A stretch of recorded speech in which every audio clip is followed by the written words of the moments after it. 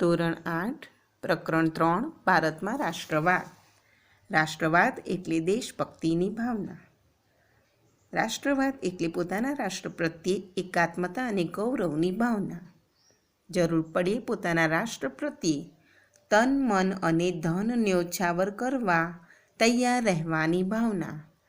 તન એટલે શરીરથી, મન એટલે મનથી અને ધન એટલે રૂપિયાથી મદદ કરવાની ભાવના એટલે કે બલિદાન આપવાની ભાવના. ભારતમાં રાષ્ટ્રીય જાગૃતિના પરિબળો ખાસ કરીને ઈસવીસન 1857ના પ્રથમ સ્વાતંત્ર્ય સંગ્રામ બાદ વિકાસ પામ્યા. એટલે કે પ્રથમ સ્વાતંત્ર્ય સંગ્રામ નિષ્ફળ ગયો, ત્યારબાદ લોકોમાં રાષ્ટ્રભક્તિની ભાવના જાગૃત થઈ. આધુનિક રાષ્ટ્રવાદનો સૌ પ્રથમ ઉદ્ભવ યુરોપમાં જોવા મળે છે. એટલે સૌથી પહેલાં રાષ્ટ્રવાદની શરૂઆત યુરોપથી થઈ.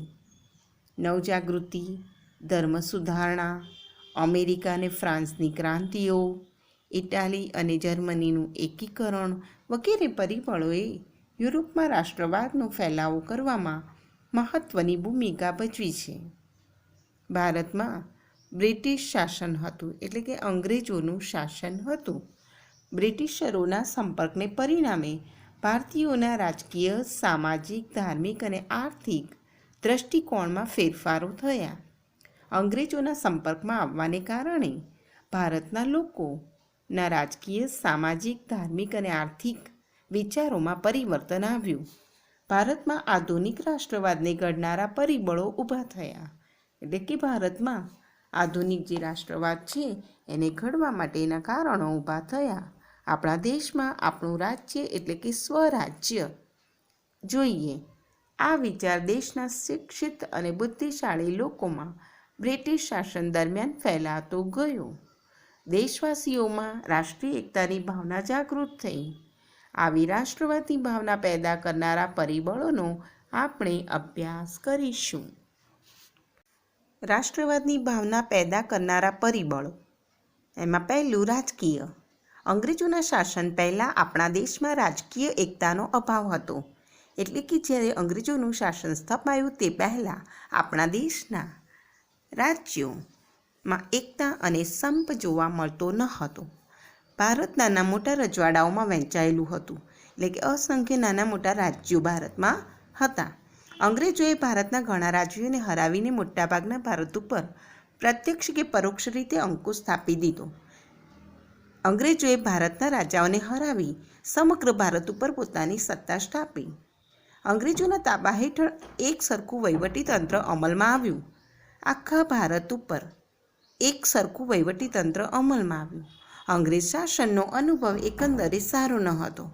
અંગ્રેજ શાસનનો અનુભવ આપણા દેશના લોકો ઉપર સારો ન હતો. આ અને આવા અનેક કારણોસર અંગ્રેજ શાસન સામે વિરોધ ઊભો થયો.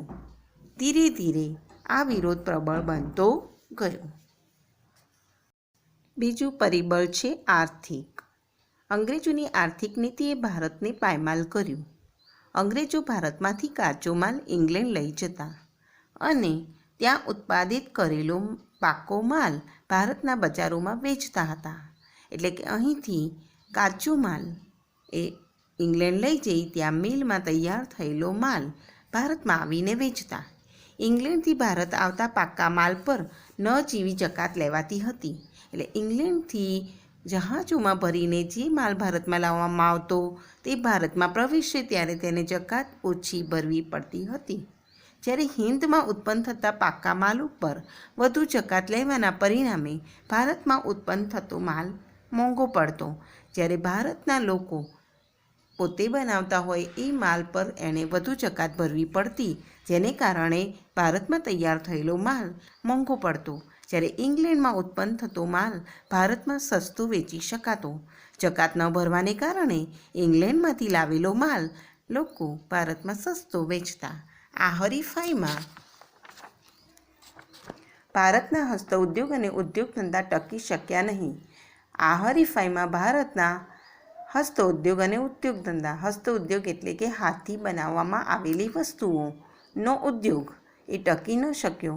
પરિણામે કારીગર વર્ગ બેકાર બન્યો. ભારતના ભોગે ઇંગ્લેન્ડને સમૃદ્ધ બનાવવાની અંગ્રેજોની નીતિ સામે પ્રજામાં રાષ્ટ્રીય જાગૃતિ વધી. એટલે અંગ્રેજોએ આ જે નીતિ અપનાવી કે ભારતના ભોગે ઇંગ્લેન્ડને સમૃદ્ધ બનાવવું, જેને કારણે પ્રજામાં જાગૃતિ આવી. ત્રીજું પરિબળ છે વાહન અને સંદેશા વ્યવહાર. ભારતમાં રેલવે, તાર, ટપાલ, જમીન તથા જળ વ્યવહારના માર્ગો લશ્કરી, આર્થિક તથા રાજકીય કારણોસર વિકસાવવામાં આવ્યા હતા. એટલે કે ભારતમાં જે સુધારા લાવવામાં આવ્યા તે અંગ્રેજોએ પોતાના ફાયદા માટે કરેલા હતા. છતાંય તેનાથી દેશના લોકોને લાભ થયો. આ સાધનોના ઝડપી વિકાસથી વિશાળ દેશના માનવી એકબીજાની નજીક આવ્યા. એટલે એકબીજાના વિચારોને સમજવા લાગ્યા. કારીગર તથા વેપાર વર્ગ ધંધાર્થે એકબીજાના પ્રદેશમાં જવા લાગ્યા. તેમની વચ્ચે વિચારોની આપલે વધી. તેમના સંપર્કો વધવાથી જ્ઞાતિ, કોમ અને પ્રદેશના ભેદભાવો ઓછા થયા. રાજકીય નેતાઓ તેમના વિચારો અને યોજનાઓ પ્રજાના તમામ વર્ગો સુધી ફેલાવી શક્યા. પ્રાદેશિક કક્ષાને બદલે રાષ્ટ્રીય કક્ષાની નેતાગીરી ઊભી થઈ, જેણે સ્વરાજ્યની સિદ્ધિમાં નોંધપાત્ર ફાળો આપ્યો. એટલે કે રાષ્ટ્રીય જાગૃતિ લાવવામાં અને સ્વરાજ્યની પ્રાપ્તિમાં નોંધપાત્ર ભાગ ભજવ્યો. ચોથું પરિબળ છે શિક્ષણ અને સાહિત્ય. ભારતીય રાષ્ટ્રવાદના ઉદયમાં અંગ્રેજી કેળવણીનો પણ મોટો ફાળો રહ્યો. આ કેળવણીના કારણે પશ્ચિમની વિચારસરણીના દ્વાર ઉઘડ્યા. વિશ્વનું ઘણું બધું સાહિત્ય અંગ્રેજીમાં હતું. આપણા દેશના લોકો અંગ્રેજી ભાષા શીખ્યા. વિશ્વના પ્રવાહોથી માહિતગાર થયા. એટલે કે દુનિયાના અંગ્રેજી સાહિત્યના પરિચયમાં આવ્યા. આ કારણે અમેરિકન સ્વાતંત્ર્ય સંગ્રામમાંથી લોકશાહીની તથા ફ્રાન્સની ક્રાંતિમાંથી સ્વતંત્રતા, સમાનતા અને બંધુત્વની ભાવનાની પ્રેરણા મળી. આત્મશ્રદ્ધા વધી અને સૌ ભારતના ઉજ્જવળ ભાવિની કલ્પના કરવા લાગ્યા. એટલે કે લોકો ભારતની સ્વતંત્રતા માટેના સ્વપ્ન સેવવા લાગ્યા. દેશની પ્રાદેશિક ભાષાઓમાં નવલકથાઓ, નાટકો, વાર્તાઓ, કાવ્યો અને ગીતો વગેરે લખાયા. આ સાહિત્યે રાષ્ટ્રભક્તિનો સંદેશ આપ્યો. પાંચમું પરિબળ છે વર્તમાનપત્રો. વર્તમાનપત્રો એ એવું માધ્યમ છે કે જે દેશના દૂર દૂરના ગામડાઓ સુધી સંદેશો પહોંચાડવા માટે મદદરૂપ થાય. રાષ્ટ્રીય ચેતના ફેલાવવામાં વર્તમાનપત્રોએ નોંધપાત્ર હિસ્સો આપ્યો. એટલે કે રાષ્ટ્રીય જાગૃતિ લાવવામાં વર્તમાનપત્રોએ પણ મહત્ત્વનો ફાળો આપ્યો. બંગાળા, મુંબઈ, મદ્રાસ અને બીજા પ્રાંતોમાં પ્રસિદ્ધ થતા અખબારોએ સરકારની નીતિઓની ટીકા કરી. એટલે કે અંગ્રેજોએ જે નીતિ અપનાવી તેની ટીકા કરવામાં આવી, જેને કારણે લોકોમાં રાષ્ટ્રીય ભાવના જાગૃત થઈ. છઠ્ઠું પરિબળ છે ભારતનો ભવ્ય વારસો. એટલે કે ભારતની પ્રાચીન સંસ્કૃતિ. પાશ્ચાત્ય પુરાતત્વવિદ એટલે કે પશ્ચિમના દેશના એટલે કે યુરોપના પુરાતત્વવિદ એટલે ખોદકામ કરીને નવું સંશોધન કરનાર એવા એલેક્ઝાન્ડર કનિંઘહામ તથા તેના મદદનીશોએ ભારતના અનેક પ્રાચીન સ્થળોએ ખોદકામ કર્યા. ભારતીય સંસ્કૃતિની ગૌરવગાથાના અનેક અવશેષો શોધી કાઢ્યા. એટલે કે જમીનમાં દટાયેલા જે પ્રાચીન સંસ્કૃતિના અવશેષો એ તેમણે શોધ્યા. ભગવાનલાલ ઇન્દ્રજી જેવા ભારતીય પુરાતત્વવિદોએ પણ અનેક પુરાણા અવશેષો શોધી ભારતીયોને દેશની સંસ્કૃતિનો ભવ્યતાનો ખ્યાલ આપ્યો. પશ્ચિમના વિદ્વાનોએ ભારતીય સંસ્કૃતિના વારસાને લગતી શોધખોળ કરી. ભારતના વિદ્વાનો પણ જોડાયા, પુસ્તકો પણ લખાયા. ગૌરવપૂર્ણ સાહિત્ય અને સંશોધનથી દેશવાસીઓની રાષ્ટ્રીય અસ્મિતા જાગૃત થઈ. આટલું જાણો. પાશ્ચાત્ય વિદ્વાનો Max Muller, Wilson, Fergusson, Buhler, Fleet તથા ભારતીય વિદ્વાનો રાજેન્દ્રલાલ મિત્ર, રામકૃષ્ણ ભાંડારકર, હરિપ્રસાદ શાસ્ત્રી વગેરેના લખાણોએ ભારતના વેદો, ઉપનિષદો, રામાયણ, મહાભારત, ગીતા, સ્મૃતિ પુરાણો વગેરેનું મહત્ત્વ લોકોને સમજાવ્યું. આવા પરિબળોને કારણે ભારતના અજ્ઞાન લોકોમાં જાગૃતિ આવી અને દેશભક્તિની ભાવના જાગૃત થઈ. હિન્દી રાષ્ટ્રીય મહાસભા ઇન્ડિયન નેશનલ કોંગ્રેસની સ્થાપના. હિન્દી રાષ્ટ્રીય મહાસભાની સ્થાપનામાં ઉપરના પરિબળો તથા કેટલીક પ્રાદેશિક સંસ્થાઓનો પણ ફાળો હતો. આ સંસ્થાઓએ રાષ્ટ્રીય મહાસભાની સ્થાપનાની ભૂમિકા તૈયાર કરી.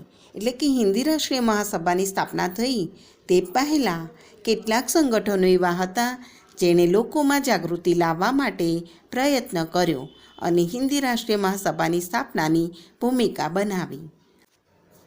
આટલું જાણો. હિન્દી રાષ્ટ્રીય મહાસભા અગાઉના પ્રાદેશિક સંગઠનો: Bengal British Indian society Kolkata, Madras native Sabha Chennai Madras, Indian association Kolkata, Bombay association Mumbai, Sarvajanik Sabha Poona. Sir Allan Octavian Hume એટલે કે A.O. હ્યુમ નામના નિવૃત્ત અંગ્રેજ અધિકારીને ખાતરી થઈ ચૂકી હતી કે બ્રિટિશ સામ્રાજ્ય ઉપરથી દેખાય તેટલું સલામત નથી. તેઓ માનતા કે જનતામાં ફેલાયેલ અસંતોષને ઘટાડવામાં નહીં આવે તો 1857ના સ્વાતંત્ર્ય સંગ્રામ જેવી ઘટના ફરીથી પણ બને. આ જન આક્રોશ રોકવા તેમણે બંધારણીય સંસ્થા સ્થાપવાનું વિચાર્યું. તત્કાલીન એટલે કે તે સમયના વાઇસરોય ડફરીનને સમજાવ્યા. નિવૃત્ત અધિકારીના વિચારને વાઇસરોયનો પણ ટેકો મળ્યો. એટલે કે A.O. હ્યુમના મનમાં વિચાર આવ્યો કે બ્રિટિશ સામ્રાજ્યને સલામત રાખવું હોય તો એવી કોઈ સંસ્થા સ્થાપવી જોઈએ કે જેને કારણે જનતામાં રહેલો રોષ તે લોકો વ્યક્ત કરી શકે. તો આવી સંસ્થા સ્થાપવા માટે તે સમયના વાઇસરોય ડફરીને પણ ટેકો આપ્યો અને હિન્દી રાષ્ટ્રીય મહાસભાની સ્થાપના થઈ. A.O. હ્યુમના પ્રયત્નોથી ડિસેમ્બર 1885માં મહાસભાની સ્થાપના કરવામાં આવી. મુંબઈની ગોકુલદાસ તેજપાલ સંસ્કૃત પાઠશાલામાં 28મી ડિસેમ્બર 1885ના રોજ વ્યોમેશચંદ્ર બેનર્જીના પ્રમુખ પદે તેનું પ્રથમ અધિવેશન મળ્યું. તેમાં ભારતના જુદા જુદા પ્રદેશોમાંથી 72 પ્રતિનિધિઓએ હાજરી આપી. તેમાં દાદાભાઈ નવરોજી, ગોપાલકૃષ્ણ ગોખલે, ફિરોઝ શાહ મહેતા, બદરુદ્દીન તૈયબજી, K.T. તેલંગ, દિનશા બાદશાહ વગેરે મુખ્ય આગેવાનો હતા. દેશની અનેક સમસ્યાઓ પર ચર્ચા વિચારણા થઈ.